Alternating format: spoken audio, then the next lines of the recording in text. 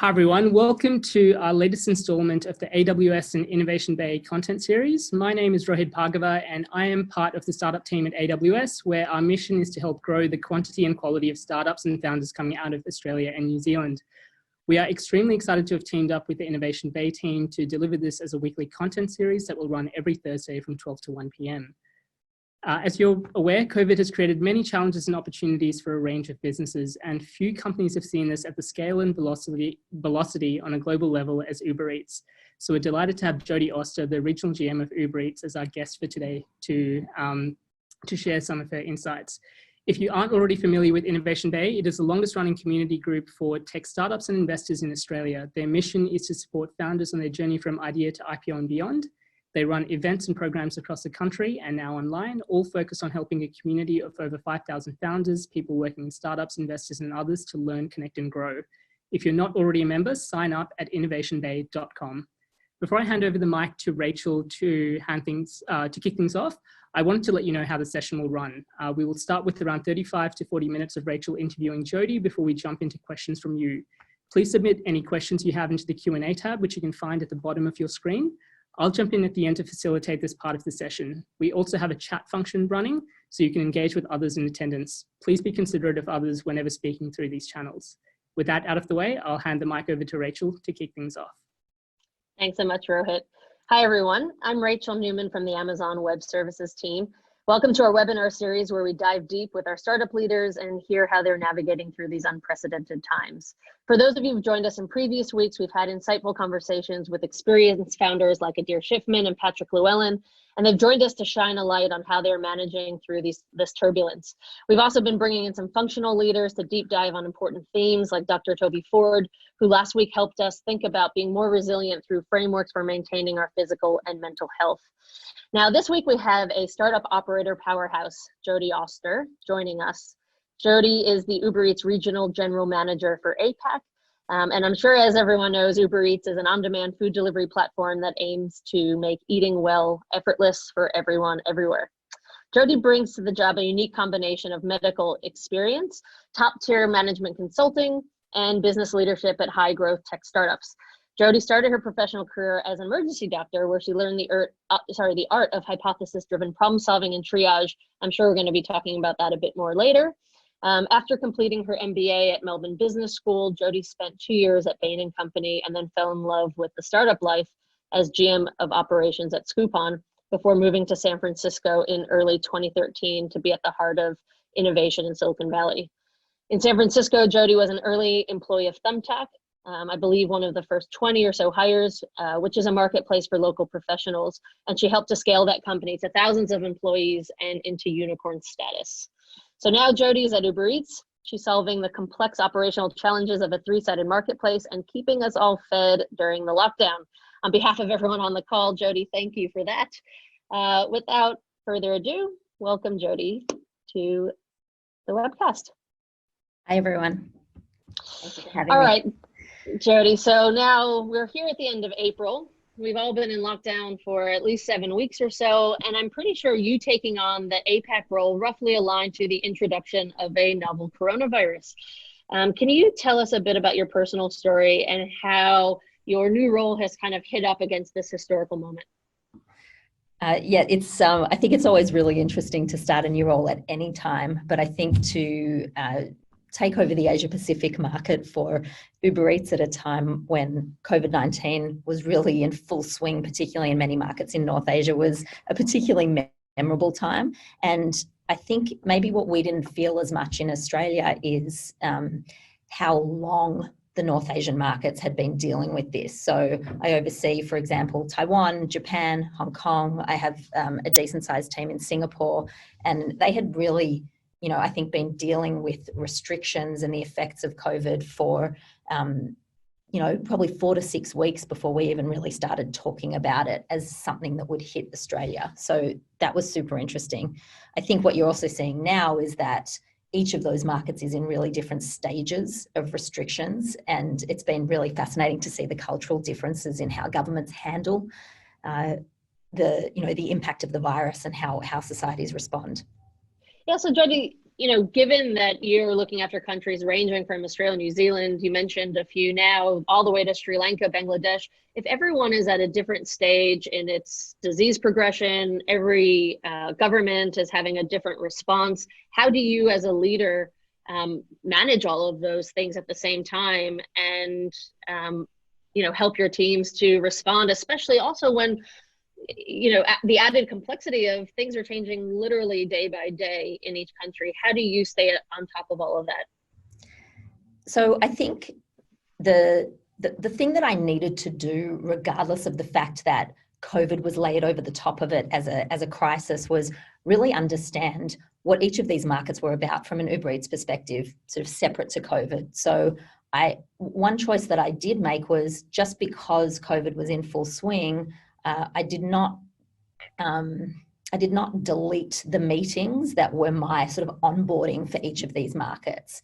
And that was a really critical choice for me, because I could have just cleared my calendar and said, life is 100% about COVID right now. But I think it would have really delayed my deeper understanding of what these markets were about and the role that they're going to play long-term in our business. And so that was, 4 weeks of, I think, really, really difficult hours and work, because I was simultaneously trying to get up to speed with markets and deal with the layer of COVID on top.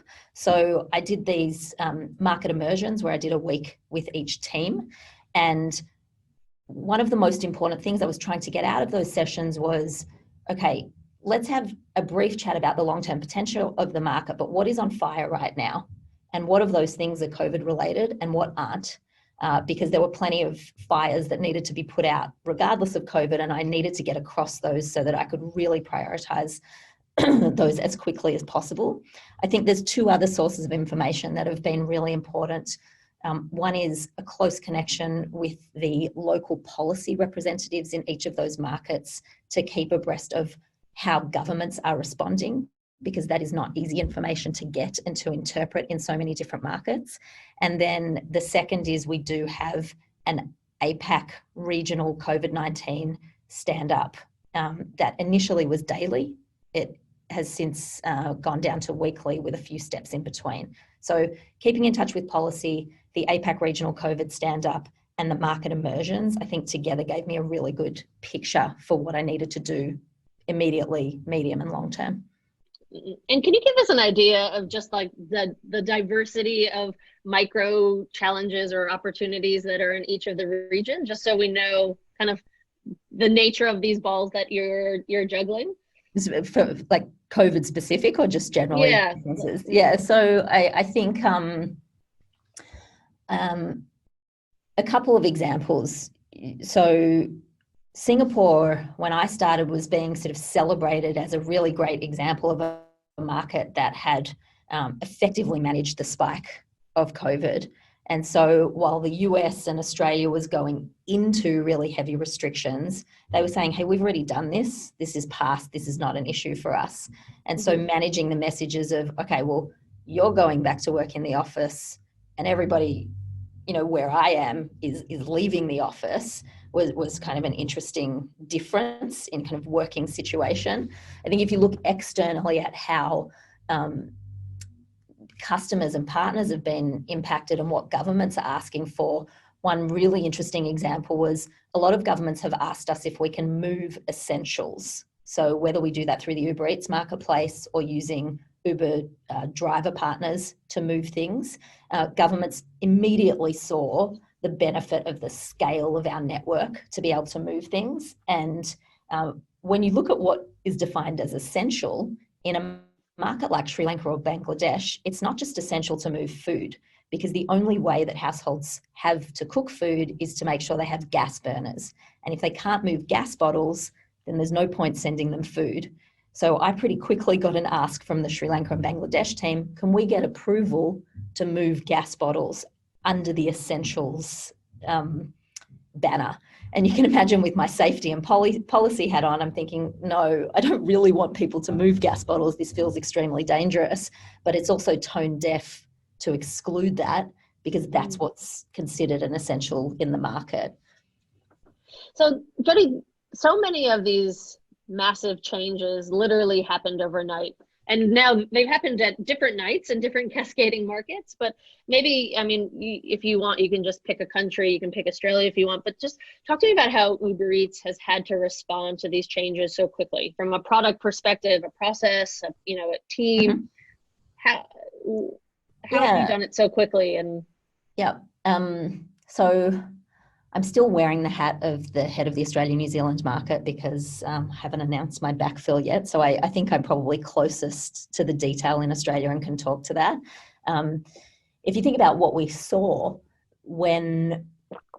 as it became a reality that COVID was going to be an issue in Australia, and it wasn't just something we were watching happen to other countries.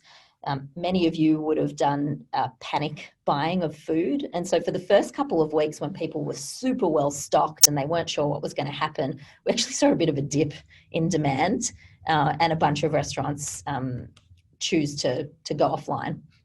And then people realized, hang on a second, I think we're going to be doing this for a really long time.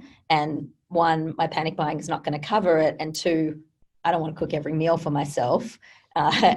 And so after those first couple of weeks, we've actually seen really strong demand from all sides of the marketplace. And I think this is for different reasons. From the consumer side, as I said, people are at home, and one of the ways to bring variety to your lockdown life is to not cook every meal and to give yourself a bit of a treat sometimes. So the consumer demand has certainly been there. From a restaurant perspective, when your dine-in trade is gone, if you want to try and stay open and generate revenue, you can do that yourself through your own marketing, but obviously the power of online food delivery platforms to help you reach customers during this time is super powerful. So the inbound demand for new restaurants to sign up and for businesses like caterers went through the roof.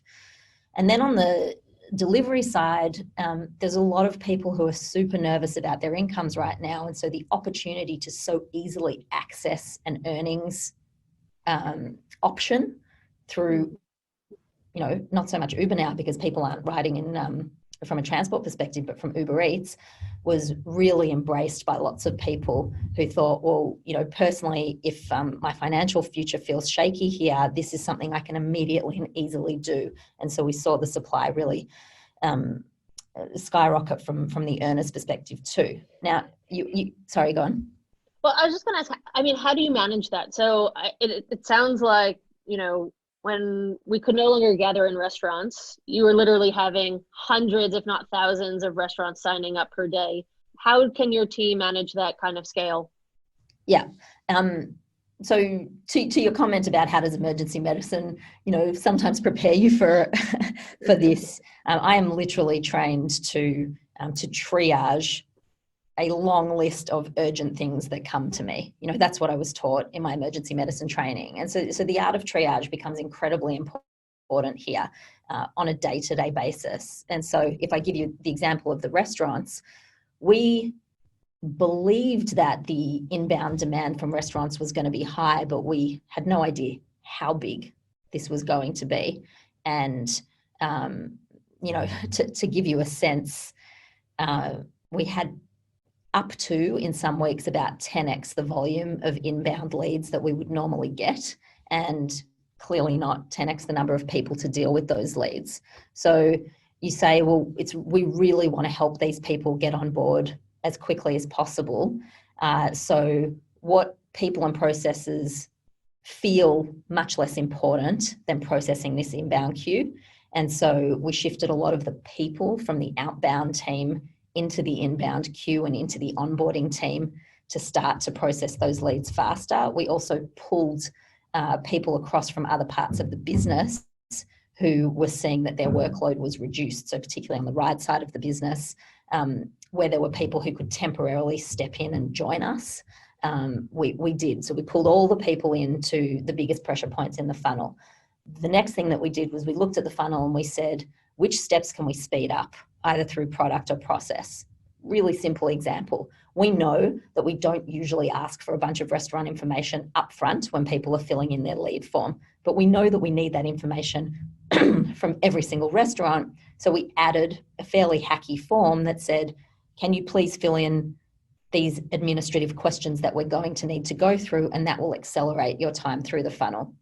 We also had a big debate about whether we should allow people to bring their own photographs, because as you would have seen, the quality of the photos is a really important part of the experience in the app. But at a time like this, if that is a critical bottleneck to your speed through the funnel, we said, well, why don't we temporarily allow people to submit their own photos? So we brought the people across, we looked at the process itself and looked at where can I shorten and, you know, sometimes take additional risk or reduced quality given the external context. And I think that that's kind of the lens that I've put on lots of processes. Sometimes you, in crisis, can absolutely deal with a temporary reduction in quality for speed. You just then have to remember to go back and revisit that when the crisis is over, so that you haven't completely ruined the quality of the experience in the platform. So what's interesting is that sometimes in crisis mode, we kind of find out what we're made of and we find out what our business truly is, right? And I think lots of startups will know this, that sometimes it takes like a very difficult customer interaction to realize like, oh, I thought I was actually serving this purpose, but it's something else. And it kind of feels like for Uber, for both Eats and Rides, you realize that, you know, you're not just necessarily delivering food or you're not just moving people, but actually the power of your business is that you can move anything and that you are this like logistics and operational powerhouse that can scale up. Yeah. Talk to me about what else you guys have been moving in addition to just our lunch and dinner. Yeah, so probably the biggest new thing that we've been moving is looking at essentials from a grocery perspective in particular. So if people can't leave their houses, either because they're vulnerable populations and it's not easy for them to safely get to a grocery store, or, you know, in discussions with government, they thought that they may need to stop people from going inside supermarkets at a certain point in time. How do we make sure that millions of people can access essentials? So grocery and convenience items was one category. The second category that you'll see really kind of speed up over the next few weeks is sort of general retail. Some of that is more essential than others, but like pet supplies is a really good example. Again, for vulnerable people, really important. If their companion is an animal and they're not able to safely access pet supplies, that's a real problem. But there's a wide range of retailers that continue to trade and cannot find the capacity to ship their goods to the end consumer. And then there is just moving things from consumer to consumer. So, you know, I want to send you, you know, a book or something from my house to your house. You can clearly put that in an Uber. You're not supposed to do that outside of crisis time. Some people do anyway. But those are sort of the three categories: essentials, retail, some of which is more essential than others, and then consumer to consumer, moving things. And can you still hear me? Yeah. Okay, sorry, your photo's frozen a little. So we have very quickly stood up the ability to address all of those three categories with a product that is not exactly made for that use case. But what we looked at was, okay, well, what product capability do we have? And then we have this huge population of driver partners on the Uber side who have seen a significant drop in their in the volume of trips that they could capture. And then there's this significant demand to move things, not people. And you say, okay, well, if we put this product capability with that group of driver partners, look at what we can do. And so some of you may have seen, we announced the partnership with Woolworths. We're able to add significant capacity to their online grocery delivery. You order through their platform. A driver partner from Uber fulfills it in the background, and you'll continue to see those partnerships be announced. So I think that's just being creative and saying, where do I have capability, even if it's not meant for that purpose, that I can put together to solve this problem? It's probably the best example of cross-functional hustle that I've seen, you know, in my whole time at Uber. We had teams from right across the business from Rides, from Eats, from Uber for Business, from product, all working together to say, this is what we need to sort of sticky tape together to offer this. So tell me about kind of this cross-functional hustle. You know, in the food delivery space, you have lots of competitors here in Australia, and certainly in all the markets in which you operate, there are a number of competitors. You know, how do you guys differentiate yourself from the rest? And is it this, you know, multi-platform play that you think is important and differentiated? Yeah, so I think there's two really critical elements. I mean, there's a lot of elements that ultimately will differentiate food delivery platforms, but the two that I think we have a real head start on, particularly in Australia, one is brand and the other is this power of the platform. So on power of the platform, if you've heard Dara, the global CEO, speak, this is a very common topic that he talks about, where he says, you know, we have food, we have transport, we have micro mobility as part of that transport with scooters and electric bikes. You know, hopefully, eventually we'll have flying cars in that sort of transport suite on the platform, but we will be able to move lots of things other than food in the retail world. We also have a freight business, which is live in Europe and the US that has not yet come to APAC. And so when you put all of those things together, what you have is an incredibly powerful network of users who are both customers, sellers, and partners. And you become very relevant to each of those users in a really sticky way. And then what you can do that's really cool is you can start to reward people for their behavior on multiple platforms. And so for many of you, you might have noticed that you're now part of the Uber Rewards program in Australia, where you accrue points for your use of Eats and Rides. And most of our online food delivery competitors don't have that because they don't have multiple lines of business on a single platform. And so I think that is an incredibly important competitive advantage in the long term. The other thing, sorry, go on. Oh, sorry. I was going to say, I don't know if I should brag, but I am a platinum rewards member. I think that probably means I should be cooking more and walking more, but I've been enjoying the frequent flyer points as the rewards for sure. Right. I'm glad to hear.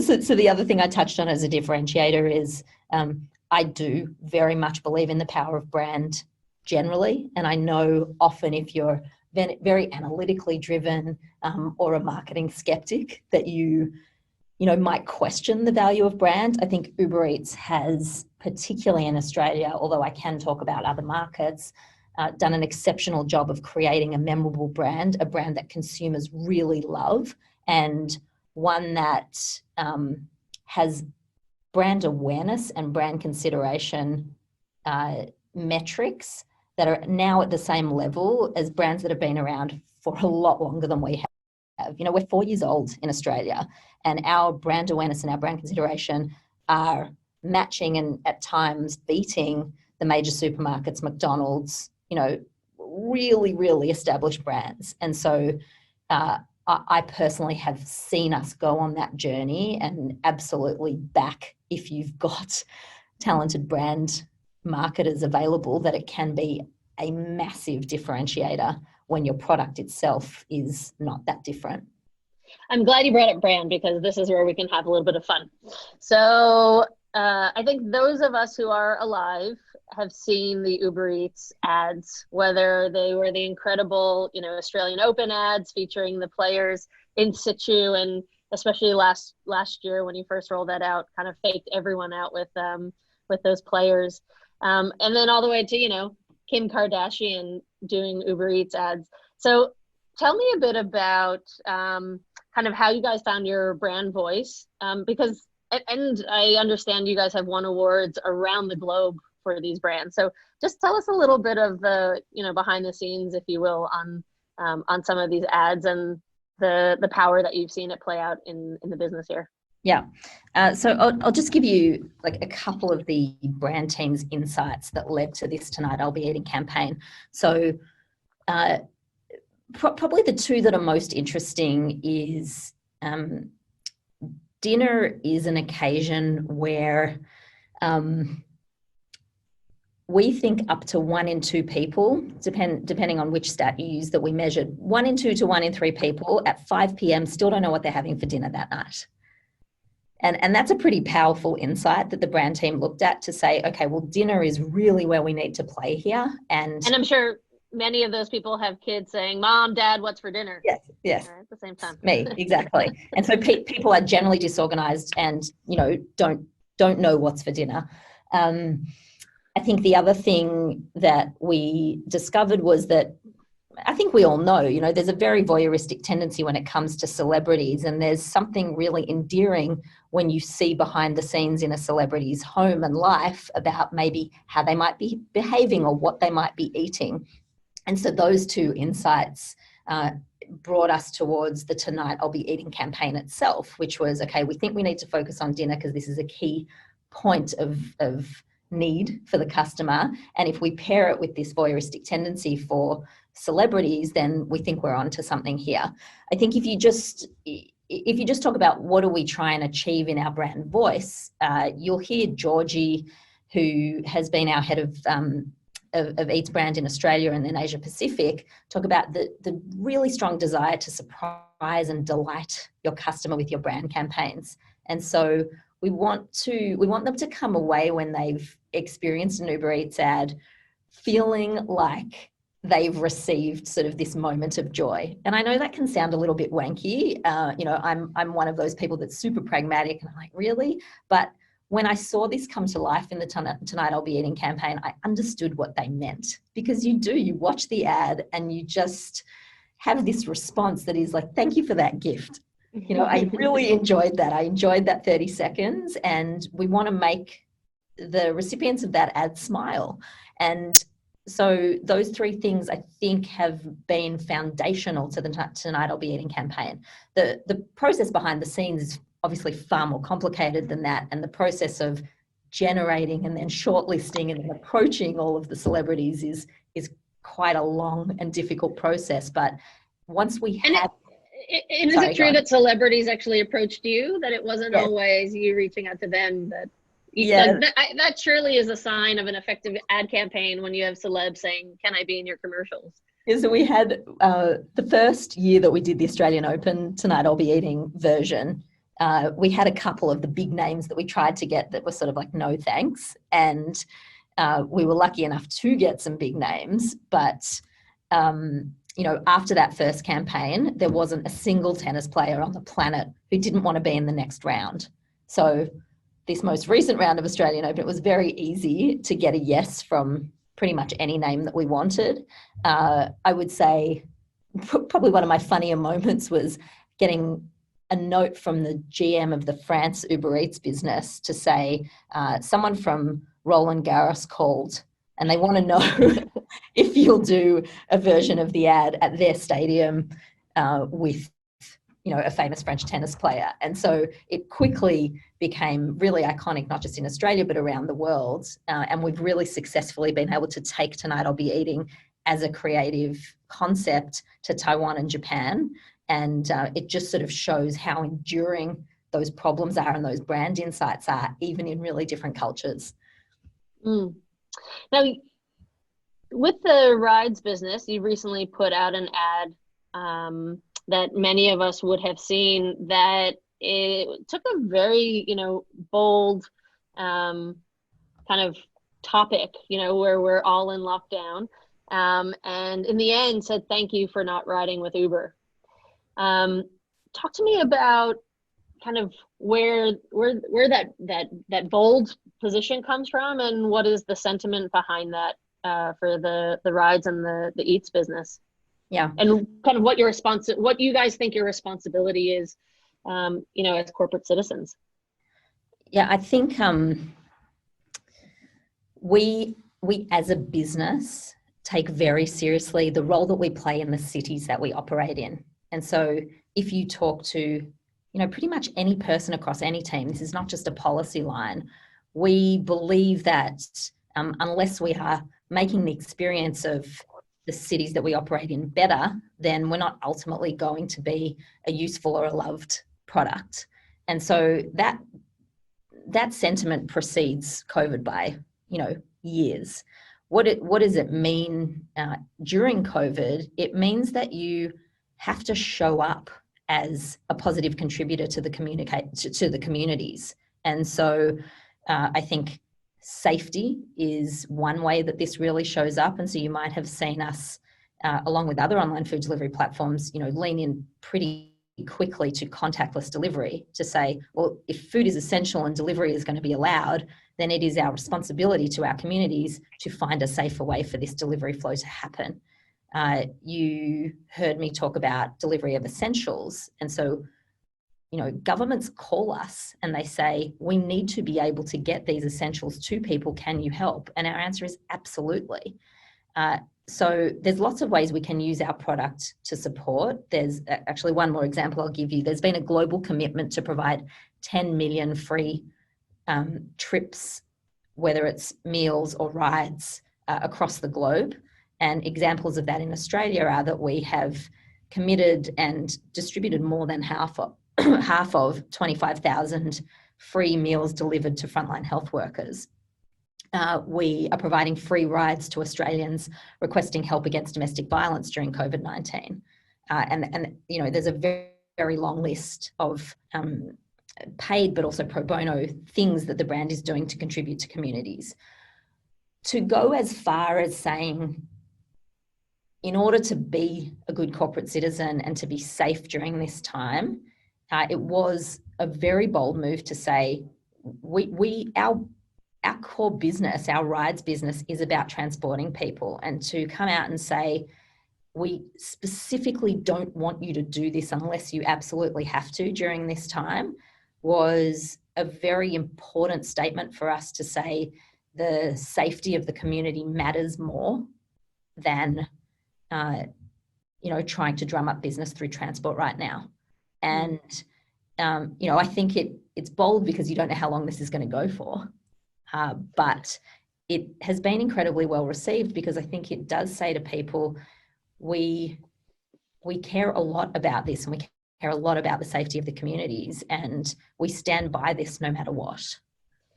I'm going to totally expose myself as a sap, but I did cry during that ad the first and the second time that I saw it. So it had a desired effect, at least on this very mushy person. Mm-hmm. I want to shift gears a bit to just talk about you as a leader, Jodie. So how are you leading the team during this time? How do you stay connected with so many people? And, as we alluded to earlier, there are cultural barriers. There are some people who are in the office, some people who are still at home, some people who are in the kind of acute stages, and some people who are, on the other side. But how are you leading? Especially, you haven't had a chance to build face-to-face relationships. I think you had said, previously before we jumped on, that you had a bunch of travel planned before COVID where you're actually going to spend time, boots on the ground in the market. So what is your responsibility as a leader, and what are some of the things that you're doing that, people on the call can think about in leading their own teams? Yeah. So I think the way I think about this is, the things that you really need to protect that are important to keep the same even through crisis, and then the things that you need to add or change as you navigate this. So on the things that stay the same, a big part, I would say, of my leadership style is spending time with people and teams. And, that is not the only way to lead, but I am an extrovert. I do process my ideas and my thinking through spending time with people. And so I'm not the kind of leader that when crisis hits, I cancel everything in my calendar. So for me, an important part, I think, of helping the team feel stable and giving them a clear North Star through this is to continue to show up to my one-on-ones, to continue to show up for critical meetings that are still critical. So we have, monthly business reviews for every market. Like, don't cancel those, because the business still goes on. Even if you spend half of that time talking about the acute COVID response, fine, but sort of preserving some of the face time and structure that is so critical, and not having this reactionary, throw it all up in the air and throw it away. The things that have changed or have been added, that I think have been really successful. And some of these are me personally, and some of them are, country or regional or global initiatives. So the headline's really more communication, but also different ways of connecting.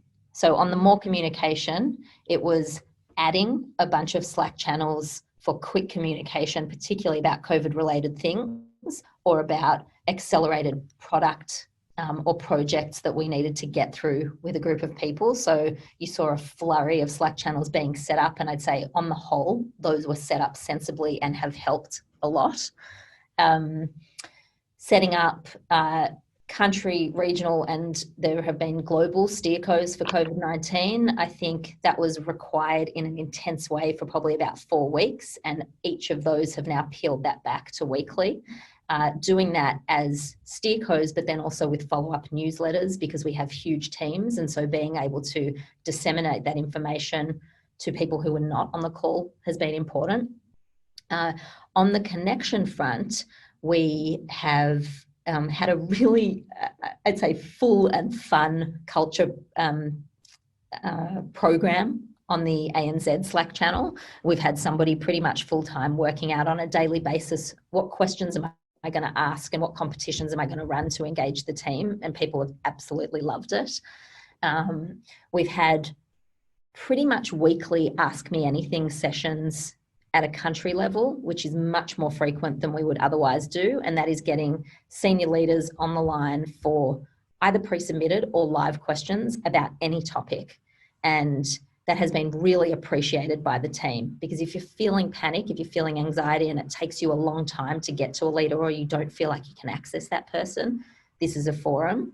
And then the last group I'll say is for caregivers, whether that's of children or sick or elderly people, being really thoughtful about what you ask of them for connection and communication. So being incredibly flexible about having them protect time when they can't talk, being okay about kids, appearing in meetings and saying inappropriate things, and then recording sessions for people who have not been able to make it, particularly because of caregiving roles. So I think lots has been necessary, but some of that's about preserving what feels stable, and some of that's about adding things. I probably think, actually, as I say it, there's a category of, well, what can you take away so that you don't die under the load of it all? And I think that's probably been the hardest one. I would say I have not taken away enough. I think everyone's feeling sort of Zoom and meeting fatigue, and so this week there's a lot of teams in Australia. Except for this weekly webcast, of course, which everyone should keep their endurance up every Thursday, 12 o'clock. That's right. This one is from the first category, must keep core. But people are starting to block out, no meeting lunch times, or having whole days off for individual teams in a coordinated way, because I think people are feeling the come down from the adrenaline of the first few weeks. And we definitely are feeling the same thing at AWS. As a leadership team, we've been asking ourselves, what meetings can we delete? How do we give people time back? Because in this desire to connect virtually, we are forgetting that we actually need quite a bit of time individually to, process complex issues, actually get work done, et cetera. So I think you're right. I think so many people are feeling this. I'm going to go to questions in a moment, but I want to ask the question that I'm sure everyone asks you on the panel on what you said, but it's one that is too interesting to forego. And that is, there are very few emergency doctors who then go on to run large parts of big global businesses and have, transitioned into startup life. So first of all, how the hell did that happen? And how do you think you're training as an emergency doctor? Like, how do you bring that to work every day? So how it happened was I was sort of acutely aware that there was a whole world of work that I didn't really know about, because, your sort of path to medicine really starts in year 10 when you have to do science subjects so you can get into the degree, and then your whole world becomes very narrow very quickly. And I understood that not being able to follow what's happening in the business section of the paper if you're you know, a reasonably smart person just didn't feel right to me. And so I had this desire to kind of understand what was going on outside of the hospital walls. And, you know, long story short, basically went to explore that curiosity through an MBA at Melbourne Business School, which led to an internship at Bain, which led to a full-time offer at Bain, which led to a, you know, happy coincidence that Chezi from Catch of the Day called me and said, hey, you've got an emergency qualification in an MBA, can you come run Scoopon? So, you know, all of those are happy accidents. I'd say the common thread through them is a willingness to say yes when unexpected opportunities come across your path. But the ability to do that, I do recognise, comes from having a pretty strong safety net in a qualification as a doctor. So I can always go back to that essential service if needed, and also a very strong sort of social and family support that allows me to take those risks. So I don't presume that everybody can say yes all the time, but I have been able to and have very much taken advantage of that. I think, you know, the first leap into startup was probably a super critical leap for me. And so I'm very grateful to Chezi and the Catch team for taking a bet on me, because I basically learnt what functions there are in businesses and how you run them.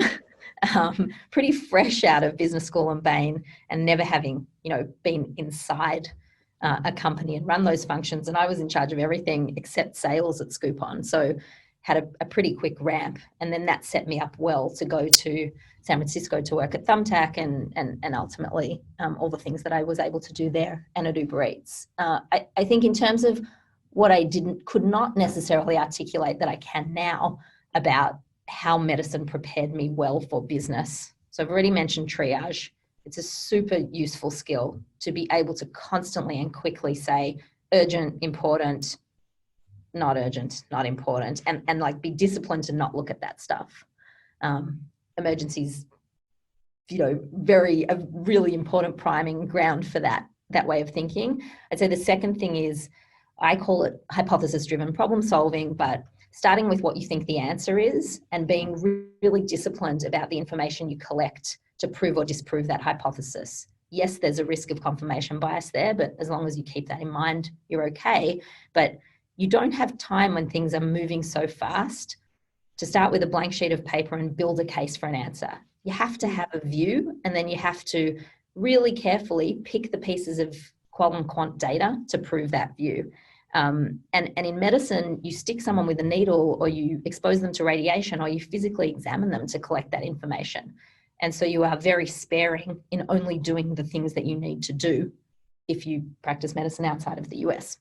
So I think that's one thing. And then the third thing is certainly keeping cool under pressure. You know, I always remind my team, you know, most of the time we're not dealing with life and death here. And so when you make a mistake or you've got a big decision, just really putting that in context. And so I am able to generally not freak out. And if I'm freaking out, it's usually because it's really bad. So I think that energy is passed on to the team to just take this in context. It feels like a big problem, but in the scheme of the world, I think we're okay. Yeah, great. Rohit, why don't we pop to you for some questions that I know some folks had asked before the session? Absolutely. Thank you, Jodie and Rachael, for that extremely open and insightful discussion. As Rachael just mentioned, if you have any questions, please submit them through the Q&A tab. We have quite a few questions that came in through the registration process and also in the Q&A chat, so I'll just pick out a handful of them. Jodie, one of the things that I absolutely loved that you mentioned was the cross-functional hustle that you've had to sort of pull together. And obviously this entire period has forced a lot of us to change the way that we work and kind of move things digitally. So really wondering, and I know you touched on this in terms of how you set up your Slack channel, but what are some of the ways that you've, some of the systems, processes, or techniques that you've used for both yourself and for your team to effectively execute on that cross-functional hustle? Yeah, I'd say it's most successful when you and your team aren't really constrained by things like job titles, seniority, and scope. Because as soon as somebody has the belief that I'm too senior for that, or that's not my job, you can't be successful. So I would encourage people not to hire people like that, and to find out a good way to screen for that sort of attitude in interview. In startup, like, you need the opposite. And I think particularly in a scale up, that's really important, because you can, I'm super senior, but I will roll up my sleeves and stuff envelopes if I have to, because if that's the most important problem of the moment, then I don't care what my title or level is. So I think that there's an underpinning sort of philosophy and attitude that is critical to making this happen. And I think that is generally alive and well at Uber, that people are willing to kind of get rid of all of those constraints.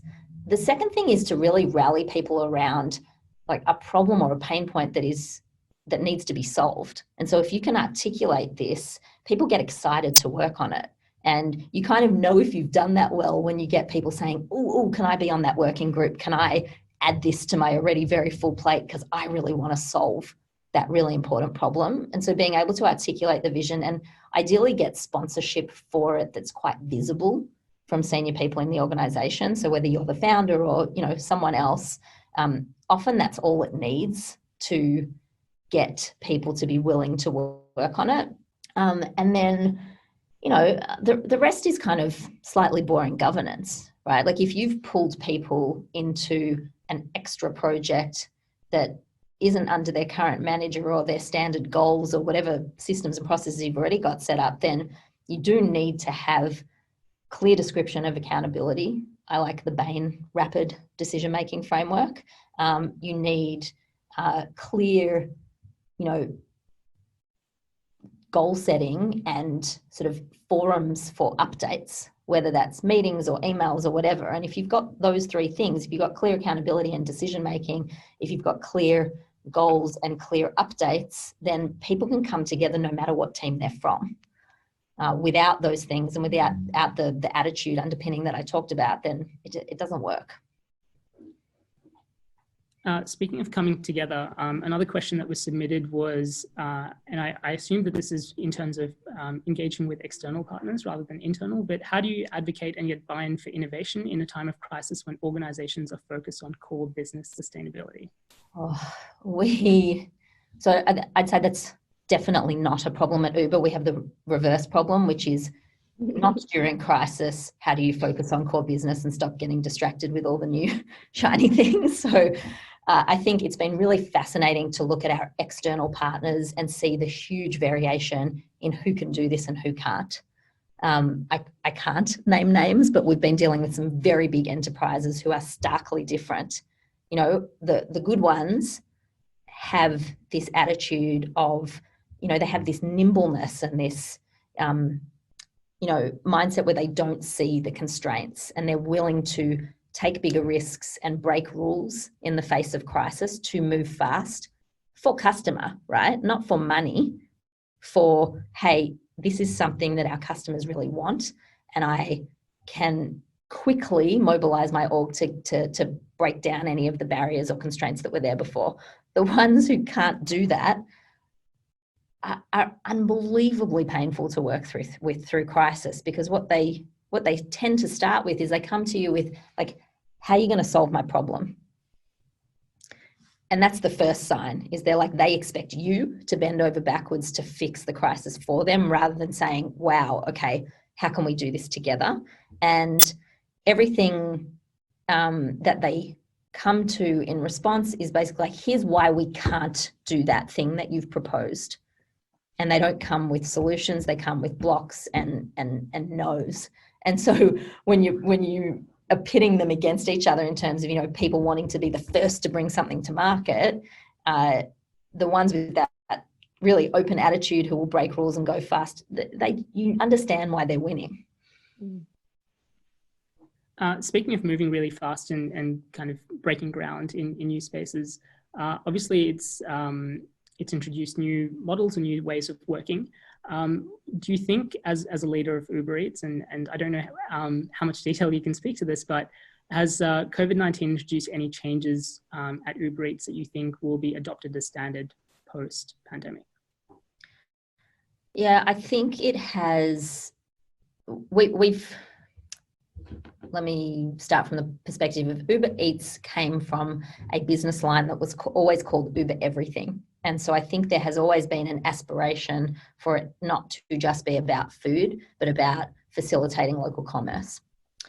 And I think the acceleration towards that has been, much, much, much faster because of COVID than it otherwise would have been. And so I'm not saying we didn't have that plan, but that has become very necessary and very big very quickly. And that's both from a product perspective, so starting to enable the delivery of things like grocery, convenience, alcohol, etc., but also from a channels perspective. So giving restaurants and retailers much more choice about, okay, you used to just be able to sign up and use the delivery platform that connects you with the delivery partners that use UberEats, but now you can do pickup where, hopefully soon to be launching bring your own delivery person, which Domino's already uses in this market, but there are a lot of businesses that would like to be able to use their own delivery people. So I think it has shone a light on all of those things. I think the other thing which, I hope most of you, especially founders, are thinking about is what are the things that will make your structural unit economics better right now that you were putting off? And, whether you're small or big, everybody should be thinking about this. And so when we look at product prioritization, we have absolutely shuffled around the roadmap to pull forward things that are going to be really important for the fundamental unit economics of the business.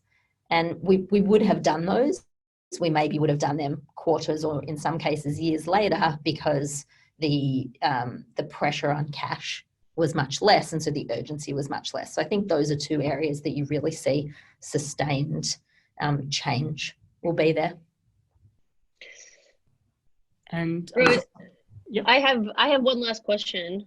So maybe I'll ask this. This is the question I've been asking all of my guests as we finish off. And that is, what is your hope for all of us on the other side of this crisis? What is your hope for you, your business and your team, or society more generally?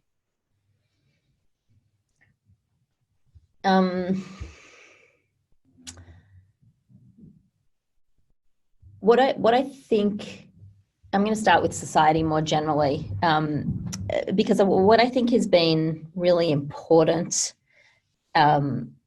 is this distinction between the global versus like the very local experience.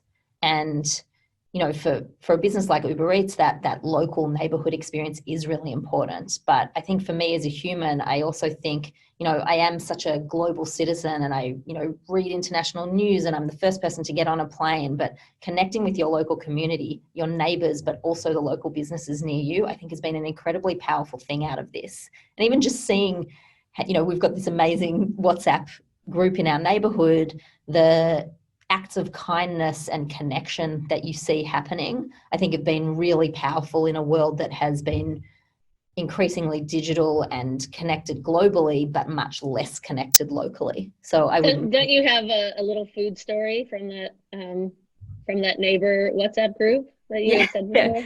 Yeah, there was an amazing thing that happened in our neighbourhood when it was Passover, where an older woman was unable to put together the Passover meal, and the neighbourhood basically came together and from multiple different families put together all of the special ingredients that you need for a Passover meal. And that was wonderful, and I hope that local connection doesn't disappear. So that's one thing. I think for my team, I always hope that they come out of crisis or stressful situations with a new understanding of their potential, because you might not always want to operate right at the edge of that potential, but I think it's incredibly gratifying to see what you can do when you need to. And, some of that is about, okay, well, how much do you travel? And, can you have this meeting on Zoom instead of face-to-face? That's pretty tactical, but really just understanding when the rubber hits the road, what are you capable of? And knowing that and remembering that and building confidence well into the future with that view, I think for me personally, you know, I've got a bunch of frivolous things, which is, you know, I hope I exercise as much as I'm exercising now, because there's always a reason not to get to the gym, but when the gym is in your bedroom, what's your excuse? So I think there's lots of sort of small habit changes that I have made, but I think probably what I want to hold on to is this, the humility that comes. It's a reminder that you're not invincible, and the universe can always like put you and what you have at risk. You know, you might feel like you're super secure and you're super wealthy and you've got all the support in the world and nothing can touch you. And this is just a really good reminder that that's not the case. And so I'd like to sort of hold on to the appreciation for what I have, and know that nothing's really permanent, and live with kind of that in mind. Thank you so much, Jodie. Before I kick it back to Rohit, one last quick fire question. Tonight you'll be eating? I won't know until 5 o'clock. I'm the kind of person that decides as I'm scrolling through the app. So the amount of selection that's available on the app is very important to me, because I need to be able to find what I'm feeling at 5. Well, Jodie, thank you so much for joining us, and thank you for everyone who has joined us this week. Hopefully we'll see you again next week, and Rohit, take it home. Yeah, once again, Jodie and Rachael, thank you so much for that really open and insightful discussion. And thank you to all of you for joining us once again. As Rachael mentioned, this is a part of a weekly series, so we go live every Thursday at 12 p.m. And shortly we'll be sharing the details about our next speaker for next week as well. But thank you all for joining us, and we'll hope to see you next week. Bye.